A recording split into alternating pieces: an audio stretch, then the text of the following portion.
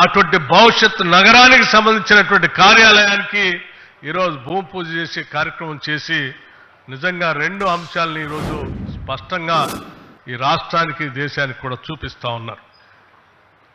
దాదాపు 436 ఏళ్ల కిందట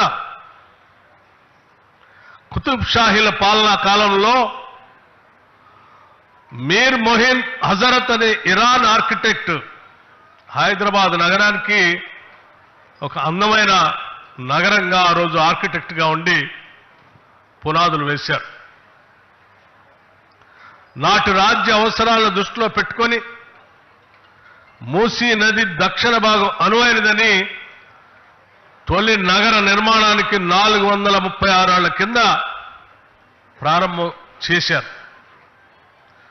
అలా 436 సంవత్సరాల క్రితం మొదలైనటువంటి హైదరాబాద్ నగరం అత్యంత సుందరమైన సుసంపన్నమైన దేశంగా చరిత్రలో పటంలో నిలబడ్డ సంగతి కూడా మనందరికీ తెలిసింది.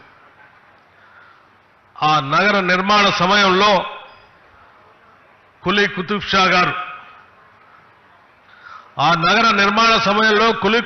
గారు దేవా నదులను చేపల్లో నింపినట్టు నా నగరాన్ని ప్రజలతో నిండిపోయేలాగా చేయమని ఆనాడు ప్రార్థించి మొదలుపెట్టినటువంటి హైదరాబాద్ నగరం ఈరోజు ప్రజలతో పూర్తిగా నిండి అత్యంత అద్భుతమైన నగరంగా విస్తరింపబడతా ఉంది. ఆనాడు ఏ రకంగా అయితే 436 సంవత్సరాల క్రితం కులీ కుతుబ్ షాలు హైదరాబాద్ నగరానికి పునాదులేసి ఈరోజు ప్రపంచంలోనే హైదరాబాద్ నగరాన్ని ఎట్లా నిలబెట్టారో ఈరోజు ఫ్యూచర్ సిటీ కూడా ప్రజాప్రభుత్వం ఇందిరమ్మ ప్రభుత్వం ఈ ప్రభుత్వానికి ముఖ్యమంత్రిగా ఉన్నటువంటి రేవంత్ రెడ్డి గారు ఇక్కడ భూమి పూజ చేసి ప్రపంచానికి అందరికీ ఆ దేవుని కూడా ప్రార్థిస్తూ ప్రపంచం మొత్తానికి కూడా పిలిపిస్తా ఉన్నారు. ఈ ప్రపంచంలో ఎక్కడా లేనటువంటి అద్భుతమైనటువంటి అభివృద్ధితో కూడినటువంటి ఏ టెక్నాలజీతో కూడినటువంటి అనేక రకాలైనటువంటి జరుగుతున్నటువంటి అభివృద్ధి కార్యక్రమాలన్నిటితో ఈ ఫ్యూచర్ సిటీ నిర్మాణం చేయబోతున్నాం, ఆశీర్వదించమని, అలాగే ఈ ఫ్యూచర్ సిటీకి రమ్మని చెప్పి ఇటు ముఖ్యమంత్రి గారు అట్లాగే ఇండస్ట్రీస్ చూస్తున్నటువంటి శ్రీధర్ బాబు గారు ఇద్దరు ఈరోజు మమ్మల్ని ఇక్కడ ఆహ్వానించి ఈ భూమి పూజ కార్యక్రమం చేస్తామంటే ఆనాటి రోజులన్నీ ఒకసారి గుర్తుకొస్తా ఉన్నాయి.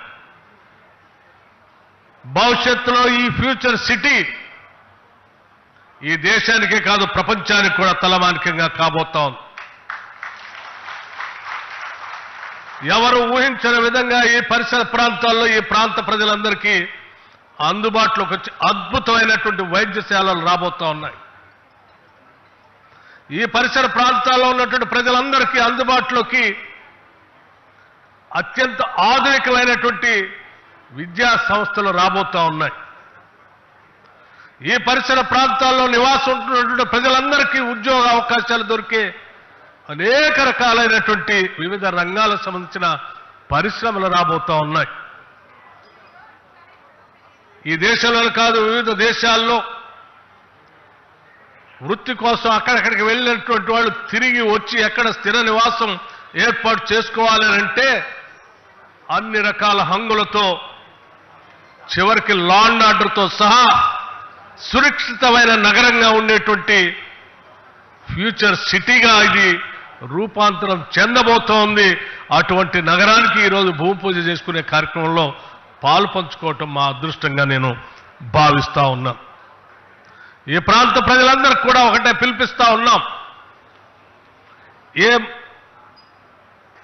గొప్ప సంకల్ప బలంతో ఈ రాష్ట్ర ముఖ్యమంత్రి ఈ ఫ్యూచర్ సిటీని ఈ ప్రభుత్వం మొదలుపెట్టిందో ఈ సంకల్పాన్ని ఎటువంటి ఇబ్బందులు లేకుండా ఈ తెలంగాణ రాష్ట్రాన్ని తలమానికంగా ఎదిగేటువంటి ఫ్యూచర్ సిటీ నిర్మాణం జరిగే కార్యక్రమాలు త్వరితగతిన పూర్తి స్థాయిలో జరగాలని ఆ భగవంతుడిని కోరుకుంటూ ఇందులో పాలు పంచుకునేటువంటి మంత్రివర్గ సహచరులకి, అధికారులకి ఈ అద్భుత నగరం నిర్మాణంలో ఈ పరిసర ప్రాంత ప్రజలందరూ భాగస్వాములై జరగబోయే కార్యక్రమాల్లో పాలు పంచుకుంటున్న మీ అందరికి కూడా నా హృదయపూర్వకమైనటువంటి అభినందనలు తెలియజేస్తూ, చరిత్రలో నిలిచిపోయే ఈ నగరం ఈ రాష్ట్రానికి, దేశానికి తలమానికంగా ఉంటుందని, ఇప్పటికే అనేక ఐటీ సెక్టార్కి సంబంధించిన పరిశ్రమలు, వ్యవసాయ రంగానికి సంబంధించిన సంస్థలకు సంబంధించినటువంటి పరిశ్రమలు,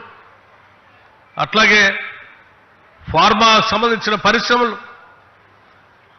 ఇంటర్నేషనల్ సంబంధించిన స్కిల్ యూనివర్సిటీతో పాటు ఇక్కడ అద్భుతమైనటువంటి క్రికెట్ స్టేడియంస్తో సహా అన్నీ రాబోతా ఉన్నాయి.